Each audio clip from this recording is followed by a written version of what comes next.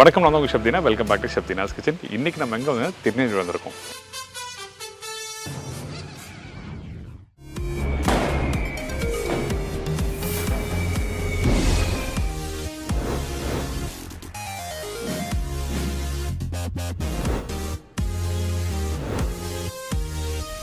Deepavali special வந்து ரவா லட்டு எப்படி ready பண்ணுறது சொல்லி நம்ம கேட்டு தெரிஞ்சுக்க போகிறோம். வணக்கம், எப்படி இருக்கீங்க? வணக்கம், நல்லா இருக்கேன். உங்கள் பேர் என்ன? சீனிவாசன். இந்த ரெசிபிக்கு தேவையான பொருட்கள் சொல்கிறீங்களா? ரவை வந்து 1 கிலோ, ஜீனி 1.5 கிலோ, கிறிஸ்மஸ் பழம் 50 கிராம், முந்திரி பருப்பு 50 கிராம், நெய் 150, சிறிதளவு ஏலக்காய், பால் 100. இப்போ இதான் இந்த ரெசிபிக்கு தேவையான பொருட்கள். இப்போ ஃபர்ஸ்ட் நம்ம என்ன பண்ண போகிறோம்? ஃபர்ஸ்ட் ரவையை வறுக்கணும். 1 கிலோ ரவைக்கு சீனி எவ்வளவு? ஜீனி 1.5 kilo. 1.5 kilo. 1.5 kilo. 1/2 kilo extra இருக்கணும். ஆமாம், கொஞ்சோண்டு நெய் விடணும். நெய் வேணுமா? ஆமாம். ஓகே.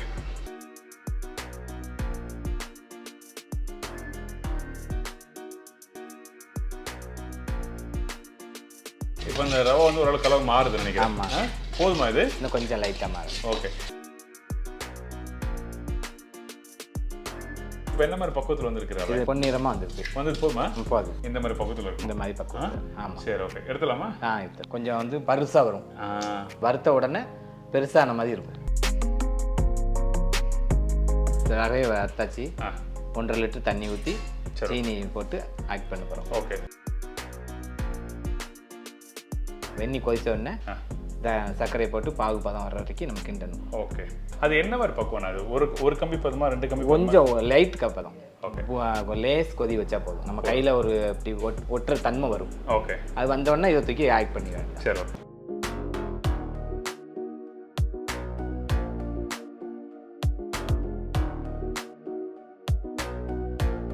இப்போ பாகு பதம் போட்டிருக்கோம். ஓகே. இப்போ இந்த கொஞ்சோண்டு பால் ஆட் பண்ணோடனே அழுக்கு எடுத்துடும்.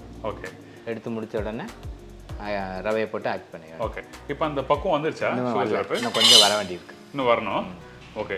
எதுக்காக பால் ஊற்றுறீங்க? என்ன காரணம்? பால் ஊற்றுனா அந்த இதில் இருக்க அழுக்குலாம் வெளியில் வந்து, மற்றபடி ஒன்று சும்மா ஒரு கரண்டி பால் இருந்தால் போதும். ஓகே. இந்த வருது பாருங்க, இப்படி தான் வரணும். இந்த மாதிரி வரும். ஆமாம். அப்போ இதை எடுத்து போடணும். இதே மாதிரி இருக்கும். இதுதான் அழுக்கு தன்மை. அழுக்கு தண்ணி. இப்போ ஒயிட் கலராக வந்துட்டு.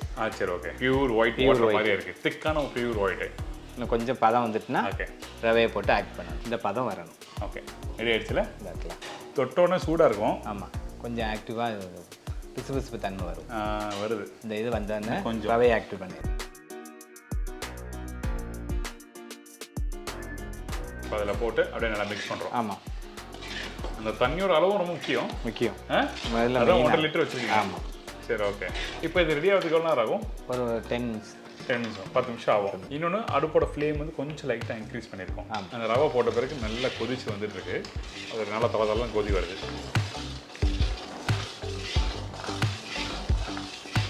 இப்போ இது முடிஞ்ச உடனே நம்ம கிறிஸ்மஸ் பழம் கொஞ்சம் போடணும். ஓகே. முந்திரி பருப்பு கொஞ்சம் போடணும். நெய் ஆட் பண்ணி அப்படி இதில் பாத்திரத்தில் கொட்டி வேணும். ஓகே.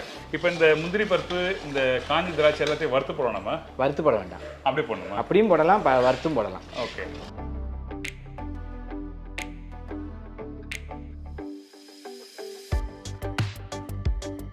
அப்புறம் ஏலக்காய் பவுடர். ஓகே. இந்த முந்திரி போதுமா இது? போடலாம். இன்னும் கொஞ்சம் வேணாலும் போட்டுக்கலாம், நம்ம தேவைக்கு போட்டுக்கலாம். இதுக்கப்புறம் கெட்டியாயிடுமா? ஆமாம். இதில் ஊற்றுவேன், ஆறினோடனே சரியாயிடும். அப்படி எடுத்தா அப்படியே அந்த லூஸாக தளன்னு இருக்குது. இப்போ இதுக்கப்புறம் நம்ம வந்து ட்ரெயில எடுத்து போட்டால் செட் ஆகிடுமா? செட் ஆகிடும். ஓகே.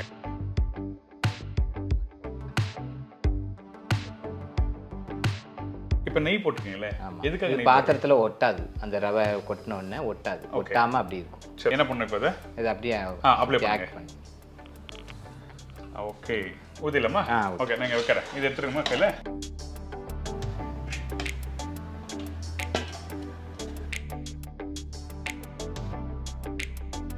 அடுத்தால 10 நிமிஷத்தில் ஆறிடும். ஃபேனில் ஆற போட்ட உடனே சூடு ஆற அப்படி உதிரியாக வந்துடும். உதிரி தன்மையில் வந்துடும். சரி. நம்ம இப்போ பால் ஆக்டிவ் பண்ணி பிடிக்கணும். இதுதான் வேலை. அந்த டைமில் வந்து கரண்டி வச்சு லைட்டாக மிக்ஸ் பண்ணிட்டே இருக்கணும். இப்படி கிளறி விட்டுட்டே இருக்கணும். ஓகே. இப்படி கிளற தான் அப்படியே உணர்ந்து செட் ஆகும். ஓகே. அந்த பதத்துக்கு வரும். இப்போ நம்ம என்ன பண்ணுறோம்? பால் ஆட் பண்ணுறோம். பால் இப்போ போடுறோம். இந்த பால் எதுக்காக நம்ம இந்த இடத்துல யூஸ் பண்ணுறோம்? பால் வந்து இப்படி இப்படி உதிரியாக இருக்கிறதுனால கொஞ்சம் நம்ம பிடிக்கிறதுக்கு தன்மை வரும், சாஃப்டாக இருக்கும். ஓகே, அதுதான். இது சுடுபாலா இல்லை சூடு பால்? சூடுபால். சூடுபால்.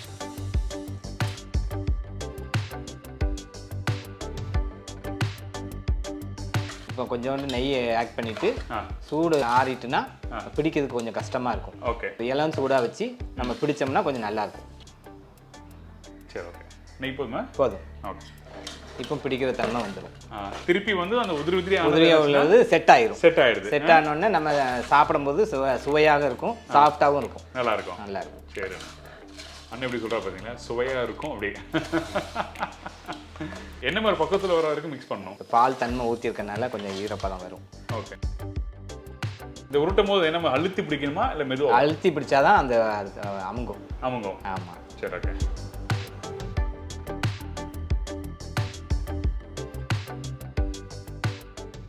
சூப்பராக ரவை லட்டு. ஆமாம். இப்போ சூடு ஆறின பிறகு கொஞ்சம் அந்த ஈரத்தன்மை கம்மியாகும்ல? கம்மியெல்லாம் ஆகாது. நம்ம பால் ஆக்ட் பண்ணியிருக்கோம், நெய் ஆக்ட் பண்ணியிருக்கோம், அதனால ஆகவே ஆகாது. ஒரு வாரத்துக்குனாலும் ஒன்று. சரி, இந்த தீபாவளிக்கு இந்த ரவை லட்டு பண்ணி வீட்டில் எல்லாம் ட்ரை பண்ணி பார்க்கலாம். நான் சாப்பிட்டு பார்க்கலாமா? சாப்பிட்டு பாருங்க. அண்ணன் வந்து ரெடி பண்ணி கொடுத்துட்டாரு, நம்ம சாப்பிட்டு பார்க்கலாம்.